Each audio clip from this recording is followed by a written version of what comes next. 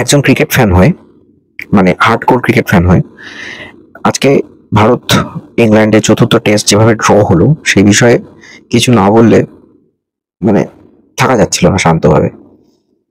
কিছু বক্তব্য তো থেকেই যায় না, অনেকে অনেক রকম কমেন্ট করছে দেখছি ফেসবুকেতে, অনেকে অনেক রকম লিখছে, অ্যানালিসিস করছে। বাট এটা মানতেই হবে যে নিশ্চিত হার এবং নিশ্চিত সিরিজ হারের হাত থেকে ভারত অন্তত এ যাত্রায় আজকের মতো বেঁচে গেল। নেক্সট ফিফথ মানে 5 নম্বর টেস্ট ভারতের কাছে একটাই অপশন যে জিততেই হবে। সিরিজটাকে ব্যালেন্স করতে গেলে, সিরিজটাকে ড্র করতে গেলে নেক্সট ম্যাচটা ভারতকে জিততেই হবে, এছাড়া কোনো অপশন নেই। দেখুন, প্রথম কথা হচ্ছে যে ইংল্যান্ড ট্যুরটা শুরু হয়েছিল 20শে জুন থেকে। তো সেখানে যেভাবে ফার্স্ট ম্যাচটা ভারত 371 রানের টার্গেট দিয়েও শেষ দিন ইংল্যান্ড ব্যাট করেছে, সেখানে দুটো জিনিস উঠে এলো কি, ভারতের ফিল্ডিং বোলিং দুটোই খুব বাজে হয়েছে। ফিফথ ডেতে 90 ওভারের ওপর হাতে পেয়ে সেটাকে কোনোভাবেই রানটাকে চেস করা হোক বা রানটাকে যেভাবে হোক যে ম্যাচটাকে ড্র করা যায়, উইকেট তুলতে হবে বা ফিল্ডিংটা কারো চাপা দরকার, সেটা নিয়ে ভারত এগোয়নি। সেকেন্ড টেস্ট ব্যাটসম্যানদের ওপর বেস করে এবং অবভিয়াসলি আকাশদীপ ভালো বল করে ম্যাচ বেরিয়ে গেল।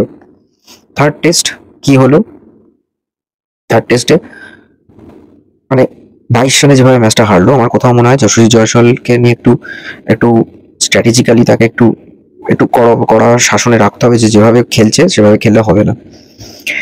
সেই ম্যাচটা যদি যশস্বী জয়সওয়াল যদি 11 রান করে দিত, ম্যাচটা বেরিয়ে যেত।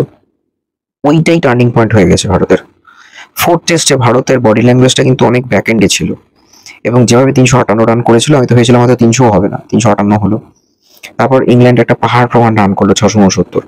মানে আনএক্সপেক্টেড ভাবে যেভাবে ম্যাচটা গড়িয়েছে, আমার কোথাও মনে হচ্ছে, আর বলতে কোথাও দ্বিধা নিয়ে, আমি জানি না আমার সাথে কজন একমত হবেন, এই সিরিজটা চলছে জাস্ট দুজনের উপর বেস করে। মানে যদি ফিফথ টেস্ট আর খেলতে পারবে না, সেটা হলো ঋষভ পান্ত, তাকে ছোট করার কোনো জায়গা নেই।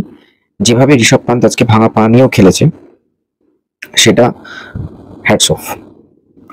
তো ঋষভ পান্ত আর সেকেন্ড হচ্ছে রবীন্দ্র জাদেজা, এই দুজন না পুরো কান্ডারির মতো ধরে রেখেছে দলটাকে। আমি জানি না আমার সাথে কজন একমত হবেন, কেন ফোর্থ ম্যাচে প্রচুর চেঞ্জেস হয়েছে।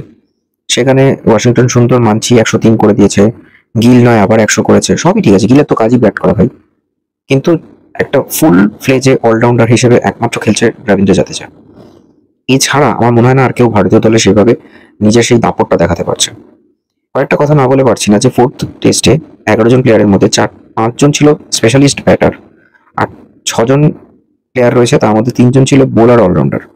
তার মানে কি, তাদের বোলিংটা হচ্ছে মেন, তার সাথে কিছুটা ব্যাট করতে পারে।